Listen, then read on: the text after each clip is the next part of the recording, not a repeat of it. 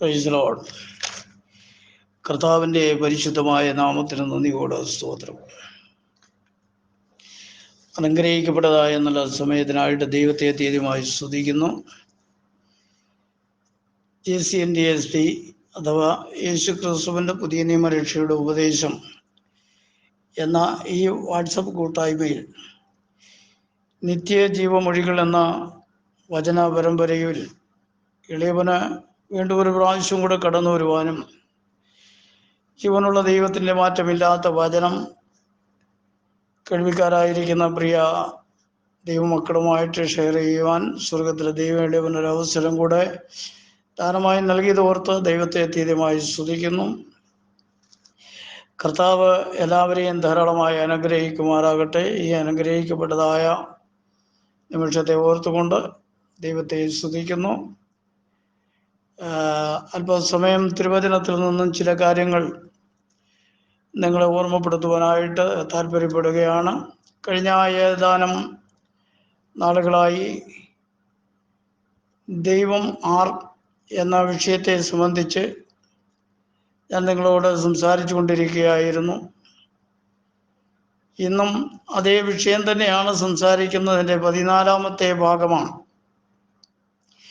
കഴിഞ്ഞ 13 എപ്പിസോഡുകളിലായിട്ട് ദൈവമാർ എന്ന വിഷയത്തെ സംബന്ധിച്ച് വളരെ ആധികാരികമായിട്ട് ചില കാര്യങ്ങൾ നമുക്ക് ചിന്തിക്കുവാൻ സ്വർഗത്തിലെ ദൈവം കൃപ നൽകി. വീണ്ടും ചില കാര്യങ്ങൾ കൂടെ നമ്മൾ ചിന്തിക്കേണ്ടത് ആവശ്യമാണ്. നമ്മുടെ ദൈവം ആരാണ് എന്നതിനെ സംബന്ധിച്ചുള്ളതായ ഒരു പഠനം നടത്തിയാൽ നമുക്ക് നമ്മുടെ ആയുഷ്കാലം മുഴുവനും പഠിച്ചാലും അവനെക്കുറിച്ചുള്ളതായ വിഷയങ്ങൾ പഠിച്ചു പൂർത്തീകരിക്കുവാൻ നമുക്ക് സാധ്യമല്ല. എങ്കിലും ഒരു എളിയ അറിവ് ഈ അന്ത്യകാലത്ത് നമുക്ക് ഏവർക്കും ആവശ്യമായിരിക്കുന്നത് കൊണ്ട് സ്തോത്രം, ചില കാര്യങ്ങൾ ഓർമ്മപ്പെടുത്തുവാൻ കർത്താവ് തന്ന കൃപയ്ക്കൊത്തവണ്ണം ഞാൻ ആഗ്രഹിക്കുകയാണ്. എല്ലാ ദൈവമക്കളും വളരെ പ്രാർത്ഥനയോടുകൂടെ ദൈവസന്നിധിയിലായിരിക്കണമെന്നും കൂടെ കർത്താവിൻ്റെ നാമത്തിൽ ഓർമ്മപ്പെടുത്തുകയാണ്. ദൈവമാർ എന്ന വിഷയവുമായി ബന്ധപ്പെട്ട് അനേക കാര്യങ്ങൾ നമുക്ക് ചിന്തിക്കുവാനും പഠിക്കുവാനും സാധിച്ചു. ദൈവം എന്നത് ഒരു ആഴക്കടലാണ് എന്നും നാം പഠിക്കുവാനിടയായി തീർന്നു.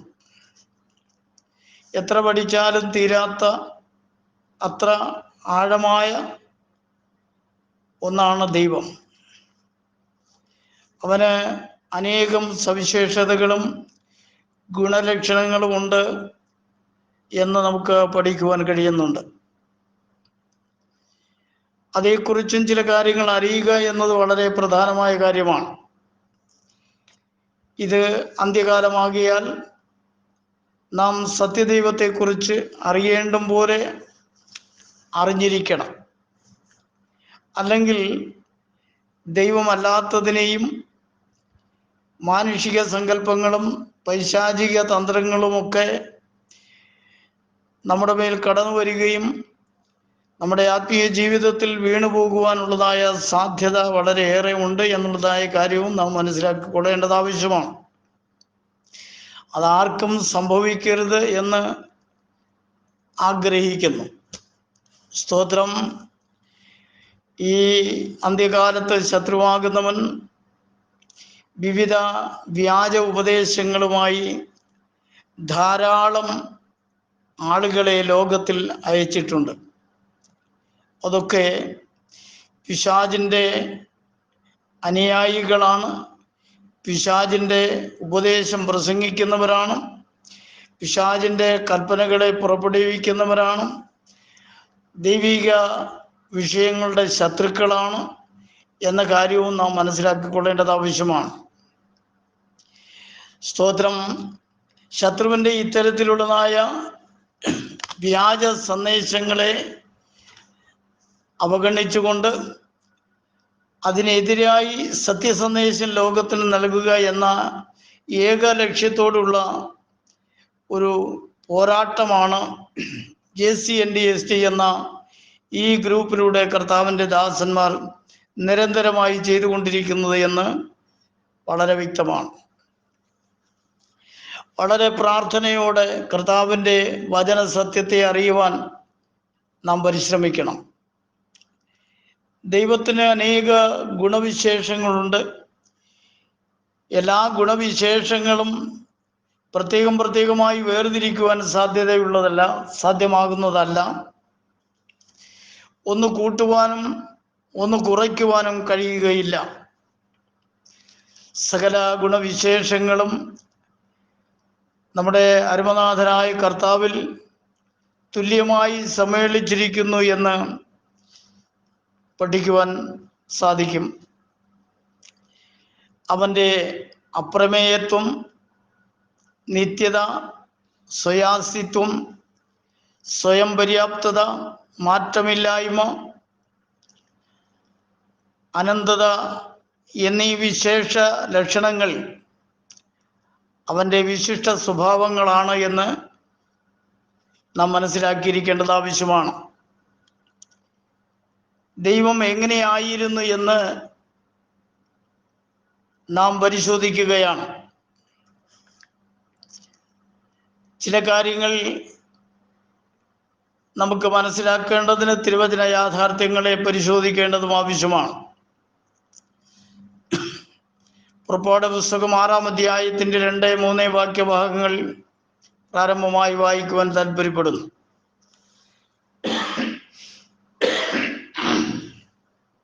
കർത്താവിന് സ്തോത്രം. ദൈവം പിന്നെയും മോശയോട് അരുളി ചെയ്തത് എന്തെന്നാൽ, ഞാൻ യഹോവയാകുന്നു. ഞാൻ അബ്രഹാമിനും ഇസഹാക്കിനും യാക്കോബിനും സർവശക്തിയുള്ള ദൈവമായിട്ട് പ്രത്യക്ഷനായി. എന്നാൽ യഹോവ എന്ന നാമത്തിൽ ഞാൻ അവർക്ക് വെളിപ്പെട്ടിട്ടില്ല എന്ന് അവിടെ രേഖപ്പെടുത്തിയിരിക്കുകയാണ്. ദൈവം സ്വയം പരിചയപ്പെടുത്തുകയാണ്, അല്ലെങ്കിൽ വെളിപ്പെടുത്തുകയാണ്, ഞാൻ യഹോവയാകുന്നു. ഞാൻ അബ്രഹാമിനും ഇസഹാക്കിനും യാക്കോബിനും സർവശക്തിയുള്ള ദൈവമായിട്ട് പ്രത്യക്ഷപ്പെട്ടവനാണ്.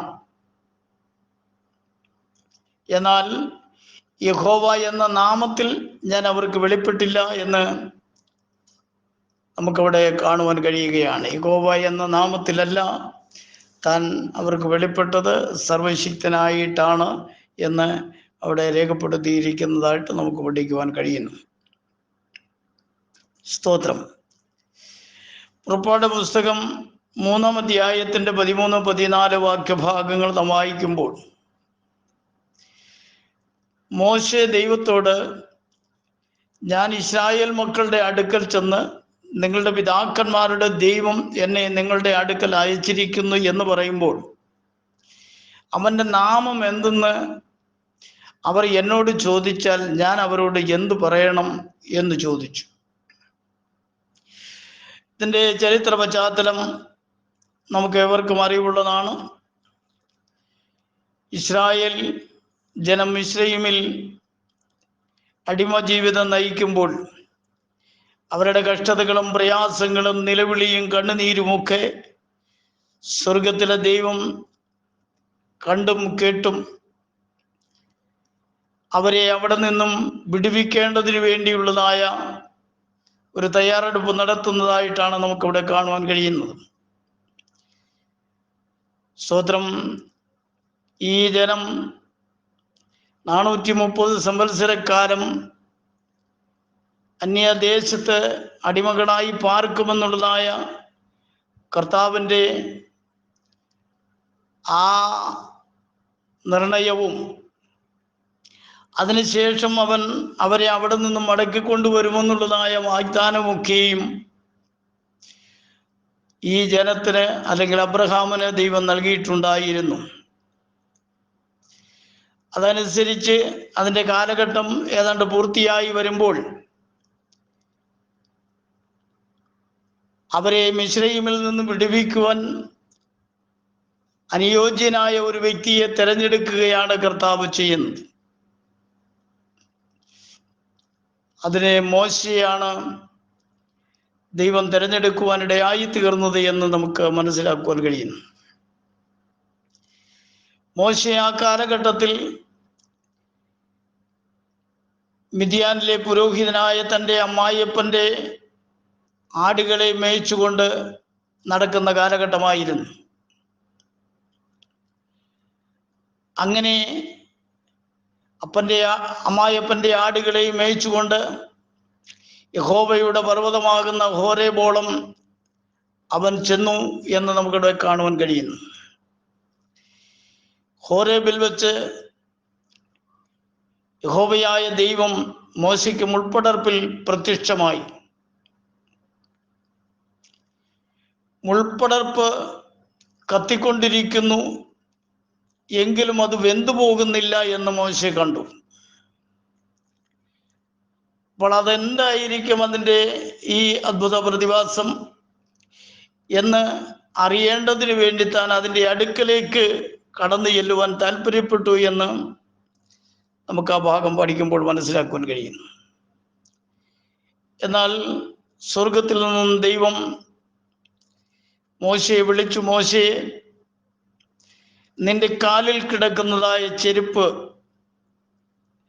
നീ അഴിച്ചു വയ്ക്കുക, നീ നിൽക്കുന്ന സ്ഥലം വിശുദ്ധ സ്ഥലമാണ് എന്നുള്ളതായ ഒരു ദൈവശബ്ദം താൻ കേൾക്കുവാനിടയായി തീർന്നു. അതിനുശേഷമാണ് മോശയെ യഹോവ സന്ദർശിച്ചതിൻ്റെ ഉദ്ദേശത്തെ സംബന്ധിച്ച് മോശയോട് ദൈവം സംസാരിക്കുവാനിടയായി തീർന്നത്. എൻ്റെ ജനമാകുന്ന ഇസ്രായേൽ വളരെ കഷ്ടത്തിലും പ്രയാസത്തിലും സങ്കടത്തിലും വളരെ അടിമവേല ചെയ്തുകൊണ്ട് മിസ്രയീം ദേശത്ത് കാണപ്പെടുകയാണ്. അവരുടെ കഷ്ടത ഞാൻ കണ്ടു, അവരുടെ നിലവിളി ഞാൻ കേട്ടു എന്ന് കർത്താവ് പറയുകയാണ്.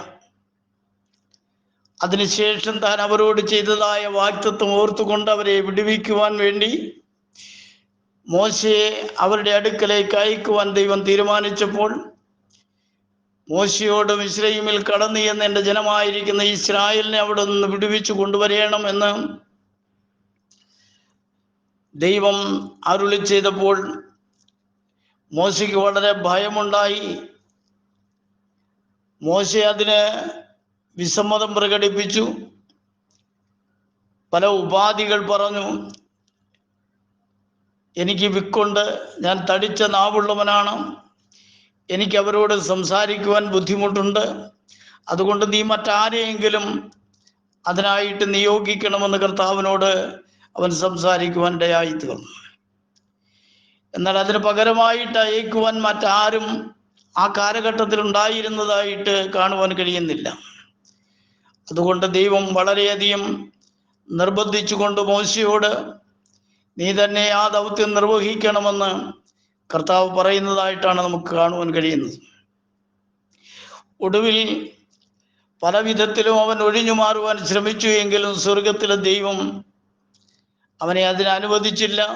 അവൻ തന്നെ കടന്നു പോകണമെന്നുള്ളതായ ഒരു നിർബന്ധമായ ചിന്താഗതി ദൈവഭാഗത്തു നിന്നുണ്ടാകുകയും അവന് സഹായിയായിട്ട് തൻ്റെ സഹോദരൻ അഹ്റോനെ കൂടെ കൂട്ടാളിയായി അയക്കാമെന്ന് ദൈവം വാക്ക് പറഞ്ഞു.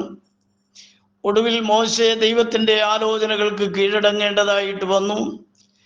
ദൈവം പറഞ്ഞതുപോലെ തന്നെ മോശെ അനുസരിച്ചു. അങ്ങനെയുള്ളതായ ഒരു ഹൃദയ വിചാരത്തിൽ താൻ ആയിരിക്കുമ്പോൾ മോശെ ദൈവത്തോട് സംസാരിച്ചൊരു കാര്യമാണിത്. ഞാൻ ഇസ്രായേൽ മക്കളുടെ അടുക്കൽ ചെന്നു നിങ്ങളുടെ പിതാക്കന്മാരുടെ ദൈവം എന്നെ നിങ്ങളുടെ അടുക്കൽ അയച്ചിരിക്കുന്നു എന്ന് പറയുമ്പോൾ അവൻ്റെ നാമം എന്തെന്ന് അവർ എന്നോട് ചോദിച്ചാൽ ഞാൻ അവരോട് എന്തു പറയണം എന്ന് ചോദിച്ചു. ഇസ്രായേൽ ജനത്തിൻ്റെ അടുക്കൽ കടന്നു ചെന്നിട്ട് നിങ്ങളുടെ പിതാക്കന്മാരുടെ അബ്രഹാമിൻ്റെയും ഇസ്ഹാക്കിൻ്റെയും യാക്കോബിൻ്റെയും ദൈവമായ യഹോവയാണ് എന്നെ നിങ്ങളുടെ അടുക്കലേക്ക് അയച്ചിരിക്കുന്നതെന്ന് പറയുമ്പോൾ ഞങ്ങളുടെ പിതാക്കന്മാരുടെ ദൈവത്തിൻ്റെ നാമം എന്താണെന്ന് അവർ ചോദിച്ചാൽ ഞാൻ എന്ത് മറുപടിയാണ് അവരോട് പറയേണ്ടത്? അതുകൊണ്ട് നിന്റെ നാമം എനിക്ക് വെളിപ്പെടുത്തി തരണമേ എന്ന് കർത്താവിനോട് മോശെ സംസാരിച്ചു. സ്തോത്രം. നാം പുറപ്പാട് പുസ്തകത്തിന്റെ 6-ാം അധ്യായത്തിന്റെ 2-3 വാക്യഭാഗങ്ങൾ വായിച്ചുമ്പോൾ അവിടെ നമ്മൾ കണ്ടല്ലോ, സ്തോത്രം, ഞാൻ യഹോവയാകുന്നു, ഞാൻ അബ്രഹാമിനും ഇസ്ഹാക്കിനും യാക്കോബിനും സർവശക്തിയുള്ള ദൈവമായി പ്രത്യക്ഷനായി. എന്നാൽ യഹോവ എന്ന നാമത്തിൽ ഞാൻ അവർക്ക് വെളിപ്പെട്ടില്ല എന്ന് കാണുവാൻ കഴിയുന്നു. അപ്പം യഹോവയുടെ നാമം കർത്താവ് വെളിപ്പെടുത്തിയിട്ടില്ലാത്തതിനാൽ മോശയോട് ആ നാമത്തെക്കുറിച്ച് യാതൊന്നും സംസാരിക്കാതെ അതിന് പകരമായിട്ട് മോശയോട് സംസാരിച്ചത്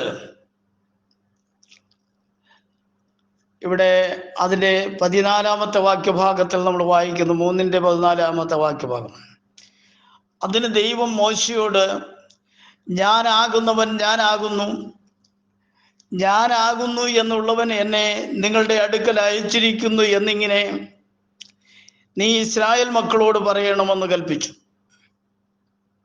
ഞാനാകുന്നവൻ ഞാനാകുന്നു എന്ന് പറഞ്ഞാൽ എല്ലാത്തിനും എല്ലാമായിരിക്കുന്നവൻ ഞാനാകുന്നു.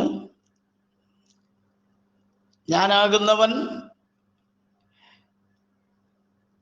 നിങ്ങളുടെ അടുക്കലേക്ക് എന്നെ അയച്ചിരിക്കുകയാണ് എന്ന് ഇസ്രായേൽ ജനത്തോട് പറയണമെന്ന് ദൈവം കൽപ്പിച്ചു. അങ്ങനെ മോശെ കടന്നുപോയി സംസാരിച്ചു. മിസ്രയീമിൽ നിന്നും അവരെ വിടുവിച്ചു കൊണ്ടുവന്നതായിട്ടൊക്കെയും നമുക്ക് കാണുവാൻ കഴിയുന്നു. അപ്പോൾ നമ്മുടെ പഠനത്തിൻ്റെ ആകെ ഉദ്ദേശം നമ്മുടെ ദൈവം ആർ എന്ന് മനസ്സിലാക്കേണ്ടതിന് വേണ്ടിയാണ്. യാക്കോബിന്റെ ലേഖനം 1-ാം അധ്യായത്തിന്റെ 17-ാമത്തെ വാക്യഭാഗത്തിൽ ഇങ്ങനെ നാം വായിക്കുന്നു,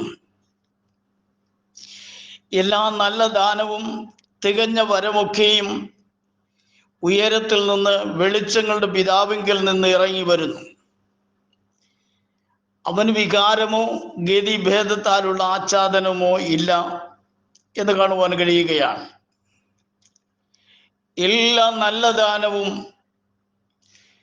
തികഞ്ഞ വരമൊക്കെയും ഉയരത്തിൽ നിന്ന് വെളിപ്പെട്ടു വരികയാണ്. ഉയരത്തിൽ നിന്ന് വെളിപ്പെട്ടു വരുന്നു എന്ന് പറയുമ്പോൾ വെളിച്ചങ്ങളുടെ പിതാവിൽ നിന്നാണ് ഈ വരമൊക്കെ ഇറങ്ങി വരുന്നത് എന്ന് നമുക്കവിടെ കാണുവാൻ കഴിയുന്നു. അവന് യാതൊരു വിധമാകുന്ന വികാര വിചാരങ്ങളോ ഗതിഭേദത്താലുള്ള ആച്ഛാദനമോ ഇല്ല എന്നും നമുക്കിവിടെ കാണുവാൻ കഴിയുകയാണ്. അപ്പോൾ വെളിച്ചങ്ങളുടെ പിതാവ്, ഇത് യഥാർത്ഥത്തിൽ യേശുക്രിസ്തുവിനെ സംബന്ധിച്ചാണ് ഇവിടെ ലേഖനകർത്താവ് പറഞ്ഞിരിക്കുന്നത്. എന്നാൽ പഴയ നിയമ പഠനത്തിലേക്ക് നമ്മൾ പ്രവേശിക്കുമ്പോൾ ഉൽപ്പത്തി പുസ്തകം 1-ാം അധ്യായത്തിൽ സൃഷ്ടിപ്പിന്റെ ആരംഭത്തിൽ വെളിച്ചങ്ങളെ ഉണ്ടാക്കിയതായിട്ട് നമുക്ക് കാണുവാൻ കഴിയുന്നു. അത് വെളിച്ചങ്ങളെ ഉണ്ടാക്കിയത് യഹോവയായ ദൈവമാണ്, സർവശക്തിയുള്ള ദൈവമാണ്. അവനാണ് വെളിച്ചങ്ങളെ ഉണ്ടാക്കിയത്. പകൽ വാഴുവാൻ വലിയ വെളിച്ചവും രാത്രി വാഴുവാൻ ചെറിയ വെളിച്ചവുമായി 2 വെളിച്ചങ്ങളെ ദൈവം സ്തോത്രം സൃഷ്ടിച്ചതായിട്ട് നമുക്കവിടെ കാണുവാൻ കഴിയുന്നു. അപ്പൊ ഇവിടെ യാക്കോബ് പറയുന്നത് വെളിച്ചങ്ങളുടെ പിതാവ് എന്ന് പറഞ്ഞാൽ വെളിച്ചങ്ങളെ സൃഷ്ടിച്ചവൻ. യാക്കോബിന്റെ ലേഖനവുമായിട്ട് ബന്ധപ്പെട്ട് നാം പഠിക്കുമ്പോൾ വെളിച്ചങ്ങളെ ഉണ്ടാക്കിയവൻ കർത്താവായ യേശു ക്രിസ്തുവാകുന്നു എന്ന് വളരെ വ്യക്തമാണ്.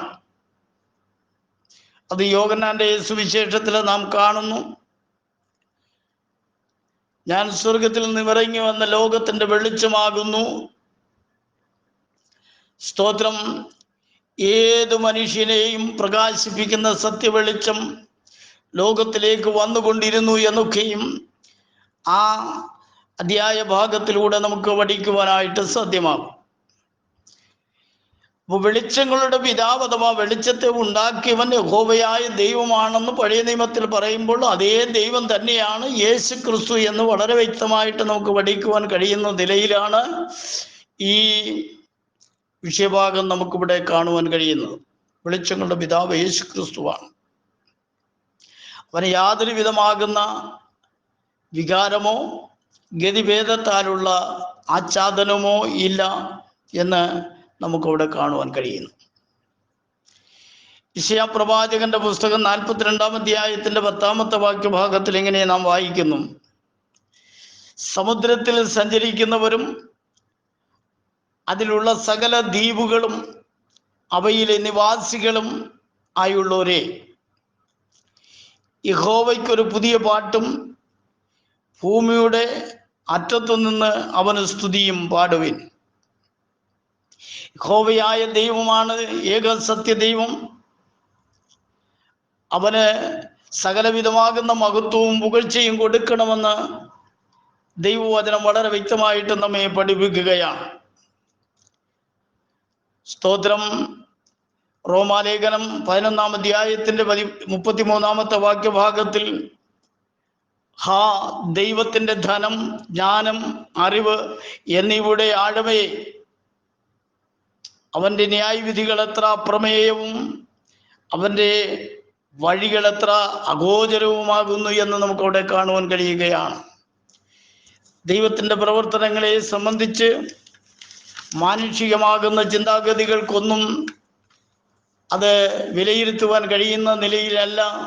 ദൈവം അത്രമാത്രം അഗാധമായിട്ടുള്ളവനാണ് എന്ന് ദൈവവചനത്തിലൂടെ നമുക്ക് പഠിക്കുവാനായിട്ട് കഴിയുന്നു. അതുകൊണ്ട് നമ്മുടെ ദൈവം ആരെന്നുള്ളതായ വ്യക്തമായ ഒരു ധാരണ നമുക്കുണ്ടായിരിക്കുകയും ആ സത്യദൈവത്തെ അറിയേണ്ട പോലെ അറിയുകയും ആ സത്യദൈവത്തിൽ ആശ്രയിച്ച് ജീവിക്കുകയും ചെയ്യുവാൻ കഴിയാത്ത ഏതൊരു വ്യക്തിയെ സംബന്ധിച്ചിടത്തോളം ദൈവവചനം പറയുന്നു, അവന് കൊടിയ ന്യായവിധി കടന്നു വരുവാൻ പോവുകയാണ്.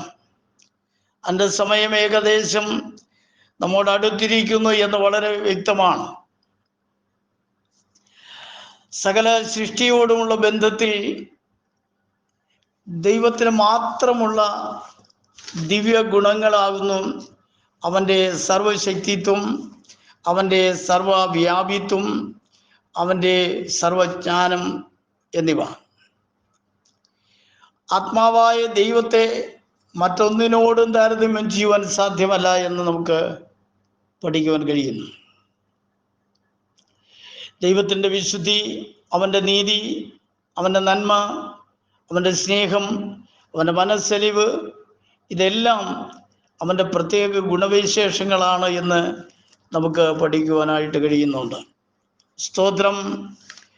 അത് വ്യത്യസ്തമായ വ്യക്തിത്വത്തിൻ്റെ ഉടമയായതുകൊണ്ടല്ല, ഏക സത്യ ദൈവത്തിലുള്ളതായ വിവിധ ഗുണവിശേഷങ്ങളാണ് എന്ന് നമുക്ക് പഠിക്കേണ്ടതും മനസ്സിലാക്കേണ്ടതും ആവശ്യമാണ്. അല്ലാത്ത വിധത്തിലേതെങ്കിലും തെറ്റിദ്ധാരണകൾ ഉണ്ടായാൽ നാം ആത്മീയമായി തകർന്നു പോവുകയേ ഉള്ളൂ എന്നും നാം മനസ്സിലാക്കിക്കൊള്ളേണ്ടത് ആവശ്യമാണ്. യോബിൻ്റെ പുസ്തകം 37-ാം അധ്യായത്തിന്റെ 15-16 വാക്യഭാഗങ്ങൾ വായിക്കുമ്പോൾ നമുക്ക് അവിടെ കാണുവാൻ കഴിയുന്നത്, ദൈവം അവയ്ക്ക് കൽപ്പന കൊടുക്കുന്നതും തൻ്റെ മേഘത്തിലെ മിന്നൽ പ്രകാശിക്കുന്നതും എങ്ങനെയെന്ന് നീ അറിയുന്നുവോ? സകല സൃഷ്ടികൾക്കും പ്രപഞ്ചത്തിലെ സകല വിഷയങ്ങൾക്കും ദൈവം കൽപ്പന കൊടുക്കുന്നതും മേഘത്തിൽ മിന്നൽ പ്രകാശിപ്പിക്കുന്നതും എങ്ങനെയാണെന്ന് മാനുഷികമാകുന്ന സങ്കല്പങ്ങൾക്ക് ചിന്തിക്കുവാൻ കഴിയുമോ? അതൊക്കെയും ദൈവത്തിൻ്റെ അത്ഭുതകരമായ പ്രവർത്തനമാകുന്നു എന്ന് തിരുവചനം വളരെ വ്യക്തമാക്കുകയാണ്.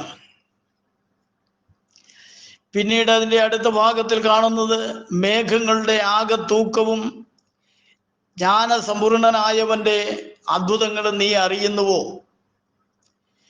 മേഘങ്ങളുടെ തൂക്കം നിനക്കറിയുവാൻ കഴിയുമോ? ജ്ഞാനസമ്പൂർണനായവൻ്റെ അത്ഭുത പ്രവൃത്തികളെ കുറിച്ച് നിനക്ക് വ്യക്തമായിട്ടുള്ളൊരു അറിവുണ്ടോ? സ്തോത്രം. സങ്കീർത്തനം 139 4 മുതൽ 6 വരെയുള്ളതായ ഭാഗങ്ങൾ വായിക്കുമ്പോൾ, യഹോവേ, നീ മുഴുവനും അറിയാതെ ഒരു വാക്കും എൻ്റെ നാവിന്മേലില്ല. നീ മുമ്പും പിമ്പും എന്നെ അടച്ച് നിന്റെ കൈ എൻ്റെ മേൽ വെച്ചിരിക്കുന്നു. ഈ പരിജ്ഞാനം എനിക്ക് അത്യദ്ഭുതമാകുന്നു. അതെനിക്ക് ഗ്രഹിച്ചുകൂടാതെ വണ്ണം ഉന്നതമായിരിക്കുന്നു എന്ന് കർത്താവിൻ്റെ ദാസൻ അവിടെ വെളിപ്പെടുത്തുകയാണ്. യഹോവയായ ദൈവം അറിയാതെ അല്ലെങ്കിൽ അവൻ അറിയാത്തതായ ഒരു വാക്കുപോലും തൻ്റെ നാവിന്മേലില്ല എന്നാണ് അവിടെ പറഞ്ഞിരിക്കുന്നത്. നീ മുമ്പും പിമ്പും എന്നെ അടച്ച് നിന്റെ കൈ എൻ്റെ മേൽ വച്ചിരിക്കുന്നു. ഈ അറിവ് അല്ലെങ്കിൽ പരിജ്ഞാനം എനിക്ക് വളരെ അത്യദ്ഭുതമാകുന്നു. അതെനിക്ക് വേണ്ട വിധത്തിൽ ഗ്രഹിച്ചുകൂടാതെ വണ്ണം ഏറ്റവും ഉന്നതമായിരിക്കുന്നു എന്നാണ് കർത്താവിൻ്റെ ദാസൻ ഓർമ്മപ്പെടുത്തുന്നത്. ദൈവം ആത്മാവാകയാൽ അവൻ്റെ അറിവുകളും സമ്പൂർണമായിരിക്കുന്നു. ദൈവം സകലതും അറിയുന്നു എന്ന് നമുക്ക് പഠിക്കുവാൻ കഴിയുകയാണ്. ആത്മാവായ ദൈവം സകലവും അറിയുന്നവനാണ്. അവനറിയാത്ത ഒരു കാര്യവുമില്ല എന്ന് ദൈവം വളരെ വ്യക്തമാക്കുകയാണ്. സ്തോത്രം. ദൈവം സകലതും അറിയുന്നു. യെശയ്യാവിന്റെ പുസ്തകം 40-ാം അധ്യായത്തിന്റെ 28-ാമത്തെ വാക്യഭാഗം വായിക്കുമ്പോൾ അവിടെ കാണുവാൻ കഴിയുന്നത്, നിനക്ക് അറിഞ്ഞുകൂടായോ, നീ കേട്ടിട്ടില്ലയോ, യഹോവ നിത്യദൈവം, ഭൂമിയുടെ അറുതികളെ സൃഷ്ടിച്ചവൻ തന്നെ, അവൻ ക്ഷീണിക്കുന്നില്ല, തളർന്നു പോകുന്നതുമില്ല, അവൻ്റെ ബുദ്ധി അപ്രമേയമത്രേ എന്ന് ഇവിടെ കാണുവാൻ കഴിയുന്നു. ഇസ്രായേലിനോട്, ദൈവത്തിൻ്റെ ജനത്തോട് ദൈവം ചോദിക്കുകയാണ്, നിനക്ക് ഇതൊക്കെ അറിഞ്ഞുകൂടെയോ? നീ എന്നെക്കുറിച്ച് കേട്ടിട്ടില്ലയോ? യഹോവ നിത്യദൈവം എന്ന് പറയുമ്പോൾ യഹോവയായ ദൈവം നിത്യത മുതൽ അനന്ത നിത്യത വരെയുള്ളതായ കാലഘട്ടത്തിലും അവൻ ദൈവം തന്നെയാണ്. ആ ദൈവത്തിന് യാതൊരു വിധമാകുന്ന മാറ്റവും ഒരിക്കലും സംഭവിക്കുകയില്ല. അവൻ പൂർണ്ണ ദൈവമാണ് എന്ന് ദൈവവചനത്തിലൂടെ പഠിക്കുവാൻ കഴിയുന്നു. ഭൂമിയുടെ അറുതികളെ ഒക്കെ സൃഷ്ടിച്ചവൻ അവൻ തന്നെയാണ്. അവൻ ക്ഷീണിക്കുന്നില്ല, തളർന്നു പോകുന്നില്ല, അവൻ്റെ ബുദ്ധി അപ്രമേയമത്രേ. ആർക്കും അവതരിപ്പിക്കുവാൻ കഴിയാത്ത അല്ലെങ്കിൽ വിശദീകരിക്കുവാൻ കഴിയാത്ത വിധത്തിൽ അവൻ്റെ ബുദ്ധി അപ്രമേയമാണ്. അവന് ക്ഷീണമോ തളർച്ചയോ ഒരിക്കലും ഉണ്ടാകുന്നില്ല. നിരന്തര പ്രവർത്തന നിരതനായി അവൻ നിലനിൽക്കുന്നു എന്നാണ് നമുക്ക് കാണുവാൻ കഴിയുന്നത്. സദൃശ്യവാക്യങ്ങൾ 15-ാം അധ്യായത്തിൻ്റെ 3-ാമത്തെ വാക്യഭാഗം വായിക്കുമ്പോൾ, യഹോവയുടെ കണ്ണ് എല്ലായിടവും ഉണ്ട്, ആകാത്തവരെയും നല്ലവരെയും നോക്കിക്കൊണ്ടിരിക്കുന്നു എന്നാണ് നമുക്ക് കാണുവാൻ കഴിയുന്നത്. സ്തോത്രം. ആകാത്തവരെയും നല്ലവരെയും എല്ലാം യഹോവയുടെ കണ്ണ് നോക്കിക്കൊണ്ടിരിക്കുന്നു. ആകാത്ത പ്രവൃത്തികൾ ചെയ്യുന്നവർക്ക് അതിന് തക്കവണ്ണവും നല്ല പ്രവൃത്തികളെ ചെയ്യുന്നവർക്ക് അവർക്ക് അതിന് തക്കവണ്ണമുള്ളതായ പ്രതിഫലം കൊടുക്കുന്ന ഏക ന്യായാധിപതിയാണ് നമ്മുടെ കർത്താവ് എന്ന് നമുക്ക് പഠിക്കുവാൻ കഴിയുകയാണ്. സ്തോത്രം. സദൃശവാക്യങ്ങൾ 5-21 വായിക്കുമ്പോൾ, മനുഷ്യന്റെ വഴികൾ യഹോവയുടെ ദൃഷ്ടിയിലിരിക്കുന്നു, അവൻ്റെ നടപ്പൊക്കെയും അവൻ തൂക്കി നോക്കുന്നു. അപ്പോൾ മനുഷ്യന്റെ എല്ലാ വഴികളും യഹോവയുടെ ദൃഷ്ടിയിൽ ഉണ്ട് എന്ന് പറഞ്ഞാൽ, മനുഷ്യന് ദൈവത്തെ ഒളിച്ച് അല്ലെങ്കിൽ ദൈവം അറിയാതെ ഒരു കാര്യവും ചെയ്യുവാൻ കഴിയുകയില്ല. അവൻ്റെ എല്ലാ നടപ്പും കർത്താവ് തൂക്കി നോക്കിക്കൊണ്ടിരിക്കുന്നു എന്ന് ദൈവവചനത്തിലൂടെ പഠിക്കുവാനായിട്ട് കഴിയുകയാണ്.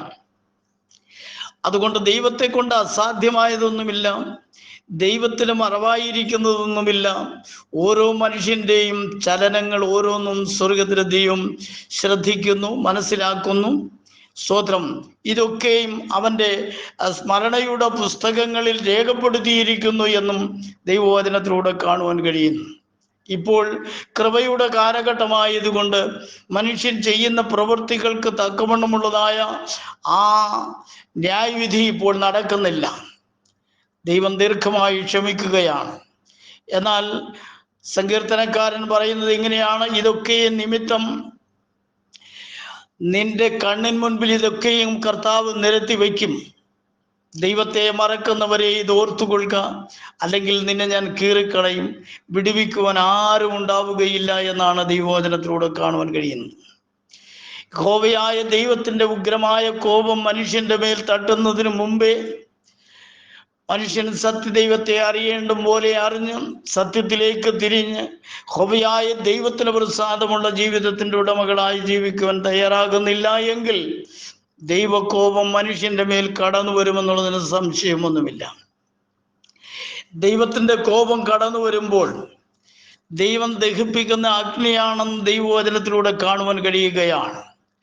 മനുഷ്യന്റെ ആശയങ്ങളും ചിന്തകളും മനുഷ്യന്റെ കഴിവും പ്രാപ്തിയൊന്നും ദൈവത്തിൻ്റെ മുൻപാകെ യാതൊരു കാരണവശാലും വിലപ്പോകുന്നതല്ല. ദൈവം തൻ്റെ വചനത്തിൻ്റെ വ്യവസ്ഥയനുസരിച്ച് മനുഷ്യരോട് ഇടപെടുവാൻ ഇടയായിത്തീരും. അന്നാളിൽ മനുഷ്യൻ നിലവിളിച്ചിട്ട് കാര്യമില്ല, മനുഷ്യൻ വേവലാതിപ്പെട്ടിട്ട് കാര്യമില്ല. അതൊക്കെയും ദൈവം മുൻകൂട്ടി പ്രസ്താവിക്കുകയാണ്. ഇപ്പോഴാണ് സുപ്രസാദകാലം, ഇപ്പോഴാണ് രക്ഷാദിവസം. ഈ കാലഘട്ടങ്ങളിൽ നിന്റെ സ്വഭാവത്തിന്, നിന്റെ ജീവിതത്തിന് മാറ്റം വരുത്തി ജീവനുള്ള ദൈവത്തെ അറിയേണ്ട പോലെ നീ അറിയുവാൻ തയ്യാറാകുന്നില്ല എങ്കിൽ നിനക്ക് സഹിക്കുവാനും വഹിക്കുവാനും നിലനിൽക്കുവാനും കഴിയാത്ത വിധത്തിലുള്ളതായ വലിയ ന്യായവിധി നിന്റെ മേൽ വരുവാൻ പോകുന്നു എന്ന് സകല മനുഷ്യരും അറിഞ്ഞുകൊള്ളേണ്ടത് ആവശ്യമാണ് എന്ന് ദൈവത്തിൻ്റെ വചനം നമ്മെ ഓർമ്മപ്പെടുത്തുകയാണ്. സ്തോത്രം. മനുഷ്യന്റെ എല്ലാ പ്രവൃത്തികളും അവൻ അറിയുന്നു. ദൈവം സർവജ്ഞാനിയാകുന്നു. ദൈവം ഏകനല്ല എങ്കിൽ അവൻ സർവജ്ഞാനിയായിരിക്കുവാൻ കഴിയുന്നതല്ല. ദൈവത്തെ ഏകനല്ല എന്ന് പഠിപ്പിക്കുവാൻ ശ്രമിക്കുന്ന ആ വികലമാകുന്ന ചിന്താഗതികളൊക്കെ തെറ്റാണ് എന്ന് മനസ്സിലാക്കുവാൻ കഴിഞ്ഞാൽ അത് അനുഗ്രഹമാണ്. ദൈവം ഏകനാണ്. ആ ഏക ദൈവം സ്തോത്രം ദഹിപ്പിക്കുന്ന അഗ്നിയാണ്. അവൻ നീതിയോട് ന്യായപാലനം നടത്തുന്ന, ന്യായം വിധിക്കുന്ന നീതിമാനായ ദൈവമാണ് എന്ന് നാം മനസ്സിലാക്കിക്കൊള്ളേണ്ടത് ആവശ്യമാണ്. അവൻ സർവശക്തനാണ്, സർവജ്ഞാനിയാണ്, സർവവ്യാപിയാണ് എന്ന് നമുക്ക് പഠിക്കുവാൻ കഴിയുന്നു. ദൈവത്തിന് പ്രകൃതിയിലുള്ള സകലത്തെയും കുറിച്ച് പൂർണ്ണമായ അറിവുണ്ട് എന്ന് നമുക്ക് പഠിക്കുവാൻ കഴിയുന്നു. പ്രകൃതിയിലുള്ള സകലത്തെയും കുറിച്ചുള്ളതായ അറിവ് ദൈവത്തിനുണ്ട്. സ്തോത്രം.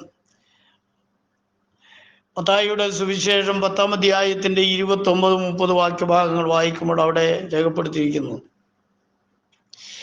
കാശിന് 2 കുരികിൽ വിൽക്കുന്നില്ലയോ? അവയിൽ ഒന്നുപോലും നിങ്ങളുടെ പിതാവ് സമ്മതിക്കാതെ നിലത്ത് വീഴുന്നില്ല. ഒരു കാശിന് 2 കുരികിലിനെ വിൽക്കുന്നു. അവയിൽ ഒന്നിനെ പോലും ദൈവം അറിയാതെ ഇരിക്കുന്നില്ല എന്ന് ദൈവവചനത്തിലൂടെ കാണുവാൻ കഴിയുന്നു. നിങ്ങളുടെ തലയിലെ ഓരോ രോമവും സർവശക്തനായ ദൈവം എണ്ണി തിട്ടപ്പെടുത്തിയിരിക്കുന്നു എന്നാണ് വചനത്തിലൂടെ പഠിക്കുവാൻ കഴിയുന്നത്. അവയിൽ ഏതെങ്കിലും ഒന്ന് കൊഴിഞ്ഞ് നിലത്ത് വീഴണമെങ്കിൽ സ്വർഗസ്ഥനായ നിങ്ങളുടെ പിതാവ് അറിയാതെ സംഭവിക്കുകയില്ല എന്നാണ് ദൈവവചനം നമ്മെ വ്യക്തമായി പഠിപ്പിക്കുന്നത്. ഏതൊരു മനുഷ്യന്റെയും ജീവിതത്തിൽ എന്ത് സംഭവിച്ചാലും ദൈവം അറിയാതെ അല്ല എന്ന കാര്യം നാം മനസ്സിലാക്കിക്കൊള്ളേണ്ടത് ആവശ്യമാണ്. നമുക്ക് നേരിടുന്നതായ സകല ദുരന്തങ്ങളും ഏതൊരു മനുഷ്യനെയും കടന്നു പിടിക്കുന്ന അനർത്ഥങ്ങളും അപകടങ്ങളും ദുർവ്യാധികളും ദുർമരണങ്ങളും ഒക്കെ ഓരോരുത്തരുടെയും പ്രവർത്തന വൈകല്യം കൊണ്ട് സംഭവിച്ചു പോകുന്നതാണ്. എന്നാൽ ദൈവസന്നിധിയിൽ നീതിയോടും വിശ്വസ്തയോടും നിലനിൽക്കുവാൻ കഴിയുന്ന വ്യക്തി ജീവിതങ്ങളെ സകല വിപത്തുകളിൽ നിന്നും സ്വർഗത്തിലെ ദൈവം അത്ഭുതകരമായി വിടുവിച്ച് അവൻ്റെ ചിറകടിയിൽ അവൻ അങ്ങനെയുള്ളവരെ മറച്ചുകൊള്ളുമെന്നാണ് ദൈവത്തിൻ്റെ വചനത്തിലൂടെ നമുക്ക് കാണുവാൻ കഴിയുന്നത്. ഇബ്രായ ലേഖനം 5-ാം അധ്യായത്തിൻ്റെ 4-ാം അധ്യായത്തിൻ്റെ 13-ാമത്തെ വാക്യഭാഗത്തിൽ അവന് മറഞ്ഞിരിക്കുന്ന ഒരു സൃഷ്ടിയുമില്ല, സകലവും അവൻ്റെ കണ്ണിനെ നഗ്നവും മലർന്നതുമായി കിടക്കുന്നു, അവനുമായിട്ടാണ് നമുക്ക് കാര്യമുള്ളത് എന്നവിടെ രേഖപ്പെടുത്തിയിരിക്കുകയാണ്. നമ്മുടെ ദൈവത്തിന് അഥവാ യഹോവയായ ദൈവത്തിന് അല്ലെങ്കിൽ കർത്താവായ യേശു ക്രിസ്തുവിന് മറവായിരിക്കുന്ന യാതൊന്നുമില്ല, ഒരു സൃഷ്ടിയുമില്ല. സകലവും അവൻ്റെ കണ്ണിന് മുമ്പിൽ നഗ്നവും മലർന്നതുമായി കിടക്കുന്നു എന്ന് അവിടെ രേഖപ്പെടുത്തി കാണുകയാണ്. അവനുമായിട്ടാണ് നമുക്ക് കാര്യമുള്ളത് എന്ന് പറയുമ്പോൾ സകലവും അറിയുന്നവനായ യഹോവയായ ദൈവം, സകലത്തെയും ഉളവാക്കിയവനായ ദൈവം തന്നെയാണ് കർത്താവായ യേശു ക്രിസ്തു. അവനുമായിട്ടാണ് നമുക്ക് കാര്യമുള്ളത്. അവനുമായിട്ടുള്ള കാര്യത്തിൻ്റെ സ്തോത്രം, കാര്യതീർപ്പിൻ്റെ നാളിൽ അവൻ്റെ മുൻപാകെ നമുക്ക് ലജ്ജ കൂടാതെ നിൽക്കുവാൻ ഇടയായി തീരണമെങ്കിൽ ഈ കാലഘട്ടങ്ങളിൽ അവൻ്റെ വചനത്തിൻ്റെ വ്യവസ്ഥകൾ മനസ്സിലാക്കി അത് മാനിച്ച് അതിനെ സേവിച്ച് അവൻ്റെ സന്നിധിയിൽ വിശ്വസ്തമായി നിൽക്കുന്നു എങ്കിൽ മാത്രമേ അവൻ സകലത്തിനും ന്യായവിസ്താരം നടത്തുമ്പോൾ ലജ്ജ കൂടാതെ അവൻ്റെ മുൻപാകെ നിൽക്കുവാനായിട്ട് കഴിയുകയുള്ളൂ എന്നാണ് ദൈവവചനത്തിലൂടെ നമുക്ക് കാണുവാൻ കഴിയുന്നത്. യെശയ്യാവിൻ്റെ പുസ്തകം 46-ാം അധ്യായത്തിൻ്റെ 10-ാമത്തെ വാക്യഭാഗം നമുക്ക് വായിക്കാം. 9-ഉം 10-ഉം വാക്യങ്ങൾ. ഇത് ഓർത്ത് സ്ഥിരത കാണിപ്പിൻ, ദ്രോഹികളെ ഇത് മനസ്സിലാക്കുവിൻ, പണ്ടുള്ള പൂർവ്വ കാര്യങ്ങളെ ഓർത്തുകൊള്ളുവിൻ. ഞാനല്ലാതെ വേറൊരു ദൈവമില്ല, ഞാൻ തന്നെ ദൈവം, എന്നെപ്പോലെ ഒരുത്തനുമില്ല എന്ന് ഇവിടെ സർവശക്തനായ ദൈവം പറയുകയാണ്. അനേകരും ജീവനുള്ള ദൈവത്തെക്കാൾ വലിയവരായി മറ്റാരൊക്കെയോ ഉണ്ട് എന്നുള്ളതായ ശാഠ്യത്തോടെ പ്രവർത്തിക്കുന്ന ധാരാളം ആളുകളെ ക്രൈസ്തവ സമൂഹത്തിൽ നമുക്ക് കാണുവാൻ കഴിയുന്നു. ഞാൻ ഏകനാണെന്ന് സർവശക്തനായ ദൈവം ആവർത്തിച്ച് സംസാരിക്കുമ്പോൾ ഒന്നിലധികം ദൈവങ്ങളുണ്ട് എന്ന് പഠിപ്പിക്കുവാൻ മനുഷ്യൻ തയ്യാറാവുകയാണ്. പല നിലകളിലുള്ളതായ വ്യാജ ഉപദേശങ്ങൾ, സത്യോപദേശത്തിന് വിരുദ്ധമായിട്ടുള്ള പല നിലപാടുകളും സ്വീകരിച്ചുകൊണ്ടും മാനുഷികമാകുന്ന ഉപദേശങ്ങൾ സത്യോപദേശത്തിൽ കലർത്തി ജനത്തെ വഞ്ചിക്കുന്ന, പാപത്തിൽ നയിക്കുന്ന ധാരാളം ആളുകൾ ഇന്ന് ലോകത്തിൽ പെരുകിക്കൊണ്ടിരിക്കുകയാണ്. പ്രിയമുള്ള സഹോദരങ്ങളെ, ദൈവമക്കളെ, JCNDST എന്ന ഈ ഗ്രൂപ്പിലൂടെ നിങ്ങൾ കേൾക്കുന്ന സത്യവചനം യാതൊരു വിധമാകുന്ന മായം ചേർക്കാതെ സത്യം സത്യമായിട്ട് നിങ്ങളോട് സംസാരിക്കുന്ന നിർമ്മലമാകുന്ന വചനമാണ്. അതിൻ്റെ കാരണം വചനത്തിൻ്റെ വ്യവസ്ഥകൾ വിട്ട് മനുഷ്യനെ പഠിപ്പിച്ച് മനുഷ്യനെ വഞ്ചിതരാക്കി ആത്മാക്കളെ നശിപ്പിച്ച് കളയുന്നതായ ധാരാളം വഞ്ചകന്മാർ ഇന്ന് ലോകത്തിൽ കടന്നു കയറിയിട്ടുണ്ട്. അവരുടേതായ മാനുഷിക വൈശാചിക ഉപദേശങ്ങൾ ലോകത്തിൽ പ്രചരിപ്പിച്ചുകൊണ്ടും ഇരിക്കുകയാണ്. അനേക പ്രിയപ്പെട്ടവർ അതിൽ വഞ്ചിതരായി വീണുകൊണ്ടുമിരിക്കുന്നു. അങ്ങനെയുള്ളതായ ആ വഞ്ചനാപരമാകുന്ന അവസ്ഥയിലൂടെ കടന്നു പോകുന്ന മനുഷ്യവർഗം ദൈവവചനത്തിൻ്റെ യാഥാർത്ഥ്യം തിരിച്ചറിഞ്ഞ് നാം സേവിക്കുന്നവനായ ദൈവം ആരാണെന്ന് വ്യക്തമായി മനസ്സിലാക്കിക്കൊണ്ട് സത്യദൈവത്തിൻ്റെ ആ സത്യമായ മാർഗത്തിലൂടെ സഞ്ചരിച്ച് നിത്യതയിൽ അവകാശികളായി തീരുവാൻ, നിത്യതയിൽ പങ്കാളികളായി തീരുവാൻ, നിത്യനായ ദൈവത്തോടുകൂടെ നിത്യകാലം വാസം ചെയ്യുവാൻ ആ ഭാഗ്യം ലഭിക്കേണ്ടതിന് വേണ്ടി ഈ ഗ്രൂപ്പിലൂടെ കർത്താവിൻ്റെ വിലയേറിയ ദാസന്മാർ നൽകുന്ന സത്യോപദേശം നിങ്ങൾ സ്തോത്രം തിരുവചനവുമായിട്ട് താരതമ്യം ചെയ്ത് പഠിക്കണം. പ്രസംഗിക്കുന്ന പ്രസംഗകന്റെ വാക്കുകൾ കേട്ട് അപ്പടി വിശ്വസിക്കുകയല്ല ചെയ്യേണ്ടത്. പറയപ്പെടുന്നതായ വാക്യവും ദൈവവചനം വായിച്ച് അതും ഇതുമായിട്ട് താരതമ്യം ചെയ്ത് സത്യം തന്നെയോ എന്ന് ശോധന ചെയ്തിട്ട് സത്യമെങ്കിൽ നിങ്ങൾ അത് മുറുകെ പിടിച്ചുകൊള്ളണം. ഇല്ല എങ്കിൽ ഒടുവിൽ നിങ്ങൾ നിരാശരാകും, വേദനപ്പെടും, സ്വതന്ത്രം സഹായിപ്പാൻ ആരുമില്ലാത്തൊരവസ്ഥയിലേക്ക് നീങ്ങും എന്നുള്ളതിന് സംശയമല്ല. ദൈവത്തിൻ്റെ വചനം പറയുന്നത് ആരംഭത്തിൽ തന്നെ അവൻ അവസാനവും പൂർവകാലത്ത് തന്നെ മേലിൽ സംഭവിപ്പാനുള്ളതും ഞാൻ പ്രസ്താവിക്കുന്നു. എൻ്റെ ആലോചന നിവർത്തിയാകും, ഞാൻ എൻ്റെ താല്പര്യമൊക്കെയും അനുഷ്ഠിക്കും എന്ന് ഞാൻ പറയുന്നു എന്ന് യഹോവയുടെ വചനം. സകലതും ആരംഭിക്കുമ്പോൾ തന്നെ അതിൻ്റെ സകല അവസാനത്തെക്കുറിച്ചും സ്വർഗത്തിലെ ദൈവം പ്രസ്താവിച്ചിരുന്നു എന്നാണ് ദൈവവചനത്തിലൂടെ കാണുവാൻ കഴിയുന്നത്. അതുകൊണ്ട് എൻ്റെ ആലോചനകൾ ഒന്നും വ്യർത്ഥമാവുകയില്ല, എൻ്റെ ആലോചനകളെല്ലാം നിവൃത്തിയാകും, എൻ്റെ താല്പര്യമൊക്കെയും ഞാൻ അനുഷ്ഠിക്കുകയും ചെയ്യും എന്ന് യഹോവയായ ദൈവം അരുളി ചെയ്യുകയാണ്. സ്തോത്രം. എല്ലാം അറിയുന്നവൻ, ഭൂതവർത്തമാന ഭാവി കാര്യങ്ങൾ അറിഞ്ഞിരിക്കുന്നവനാണ് നമ്മുടെ ദൈവം. അവനുമായിട്ടാണ് ഒരു വിശ്വാസിക്ക് കാര്യമുള്ളത്. അവനിൽ വിശ്വസിക്കുകയും ആശ്രയിക്കുകയും അവനെ അനുഗമിക്കുകയും ചെയ്യുമ്പോഴാണ് ആത്മീയ ജീവിതത്തിൽ അനുഗ്രഹങ്ങളെ അനുഭവിക്കുവാൻ കഴിയുന്നത്. സ്തോത്രം. ലോകം വല്ലാത്ത അവസ്ഥയിലൂടെ നീങ്ങുകയാണ് പ്രിയമുള്ള സഹോദരങ്ങളെ.